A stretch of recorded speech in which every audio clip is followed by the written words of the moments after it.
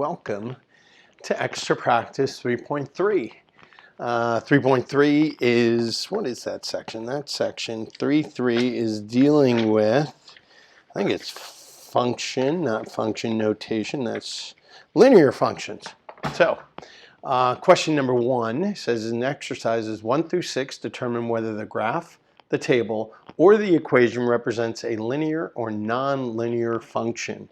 And please explain. So this is a non-linear function.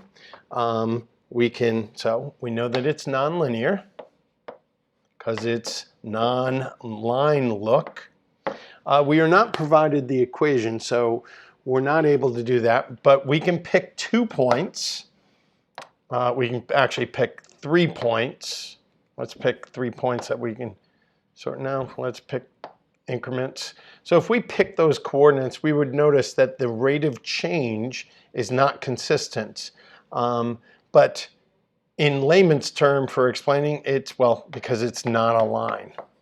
A line, it's not a line. A line on a graph would have a constant rate of change, that the rise and run would be constant.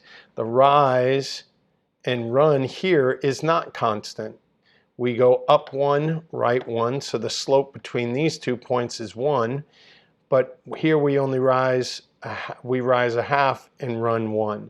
So that's 1/2 1, so that slope is not constant. So that's a little bit better.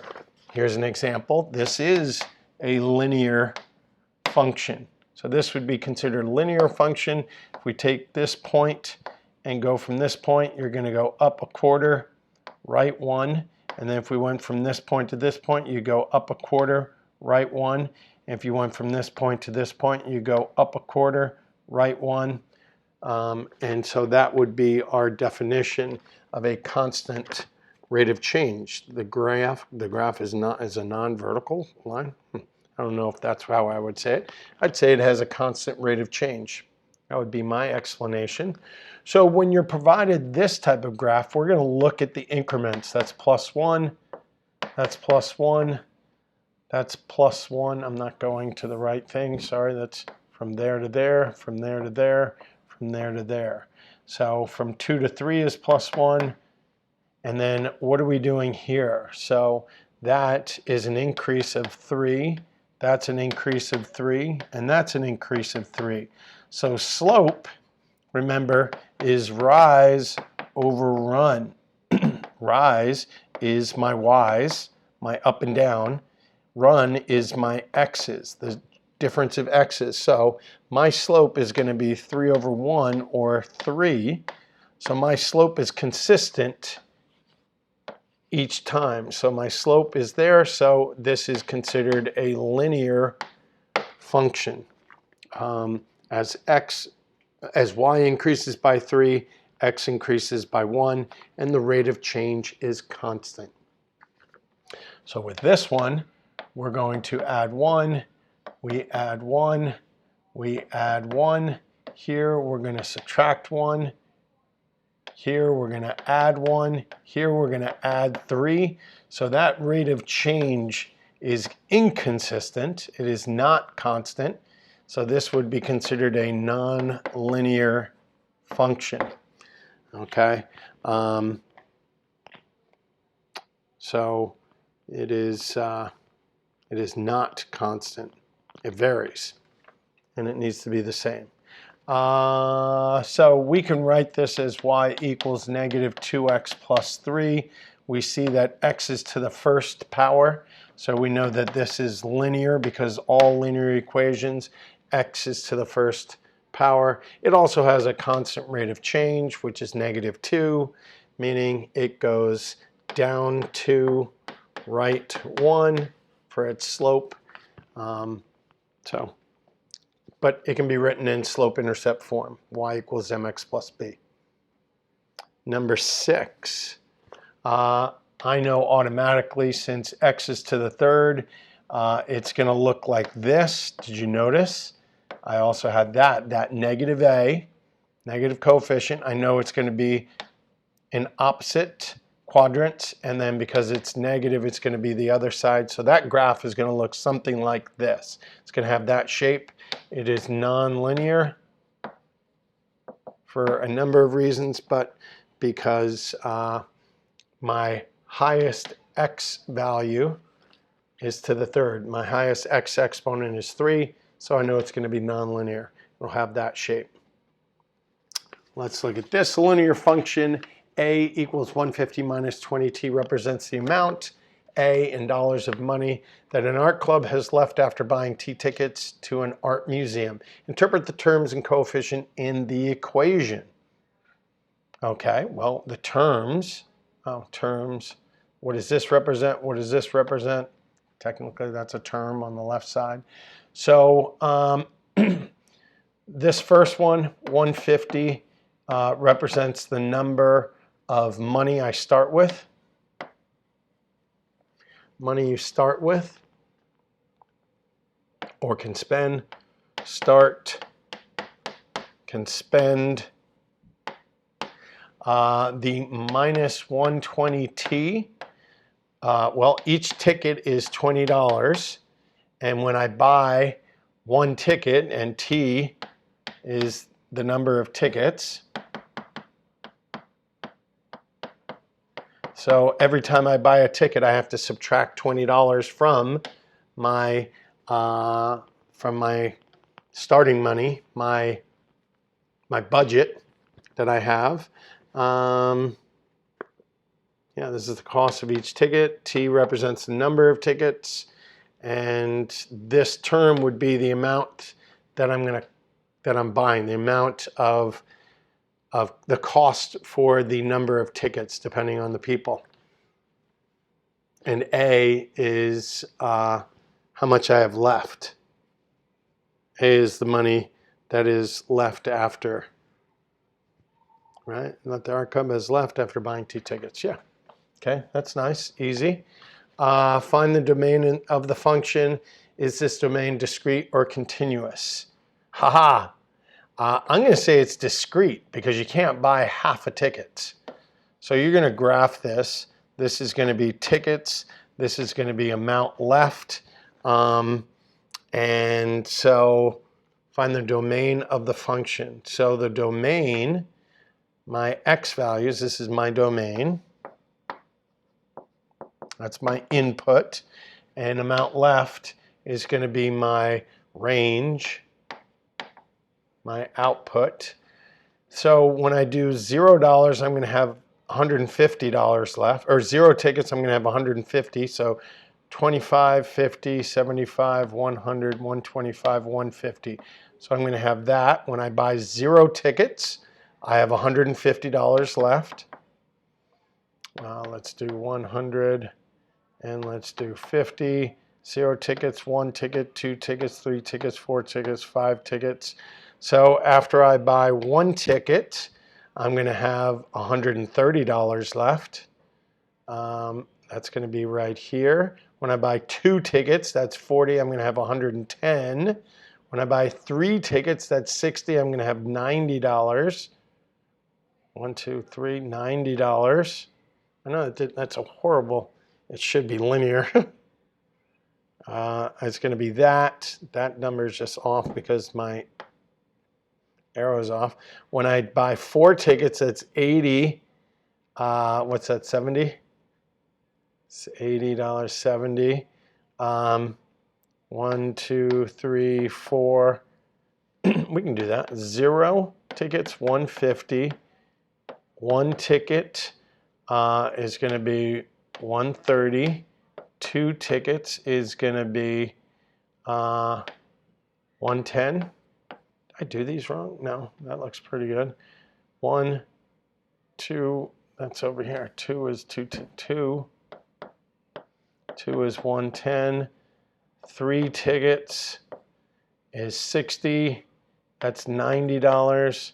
4 tickets is 80, and I think I said 70. 5 tickets is going to be 100, so 50. So that's going to be 550. 6 tickets is going to be 120. So 6 is going to be $30 left. Can I do 7? Yes, I can. 7 is going to be $10 left. So my domain is going to be discrete, and my domain is going to be specific numbers. So I'm going to say my domain is going to look this. I'll do a solution set, and I will do 0, 1, 2, 3, 4, 5, 6, 7. Can't do 8. It is discrete because I can't have partial tickets. Is that my only question? Explain. Yeah, I explained. That's a pretty good explanation. Graph the function using its domain. Well, I did graph it. It's right there. So C part B. B would be the graph. And there is a point at 0, but there is no point more than 7. So I will have a point at 0 because I can buy 0 tickets, but I can't buy 8 tickets, so 7 would be my final dot. A river otter consumes 2.5 pounds of fish per day. Okay, is the total number of pounds of fish consumed a function of the number of days? So is fish the input? No. No, it is not. What? Is a river 2.5? Wait, is the total number of pounds? Yes, sorry. Is the pounds of fish consumed a function of the number of days? Yes. Yes, it is dependent. It is a output number of days. This is my input. I'm going to number of days, so pounds of fish equals 2.5 times D. Yeah, that's a function. Yeah, the number of days increased by 1, the total number of pounds of fish consumed increased by 2.5. The rate of change is constant. Yeah, we knew that, right? It's going to be 2.5 increase. So the solution, yes, it's definitely a it is definitely a function. Yes, a function. After 1 day, and we can do, right, days, pounds, 1 day, 2.5, 2 days, 5, 3 days, 7.5, 4 days, 10, and that is, right, the increase up by 1, up by 2.5 each time, plus 2.5, plus 1, plus 1, plus 1, plus 2.5, plus 2.5. Yeah, so it's a function. What's part B? Find the domain of the function. Is the domain discrete? It is, again, discrete.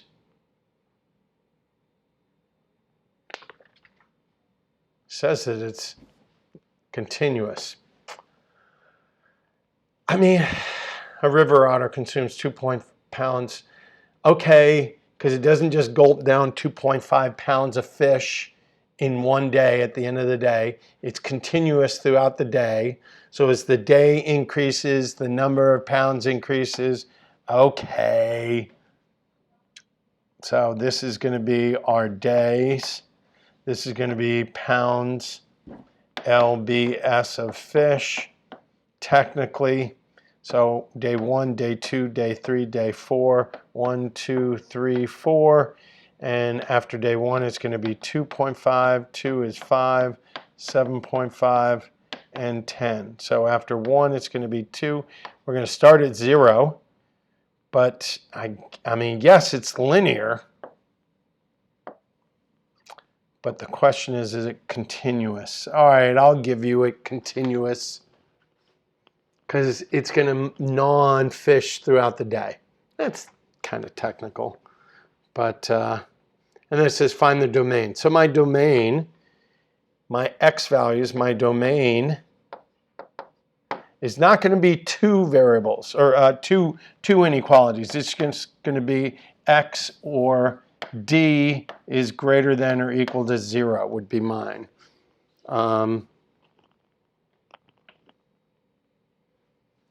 Right?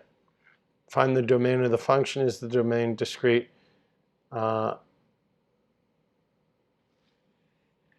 Input is days, yeah. Input, it's the independent variable. They say P. I don't know why. I don't see that as my domain. I see that as my range. Yeah, that's interesting. They're wrong there. To find the domain, is the domain discrete or continuous? They're wrong. Yeah, so be careful of that answer. That should be D for days. The domain is D in that equation. P equals 2.5D. Yeah. X, Y pounds is the range. They're wrong. Graph the function using the domain.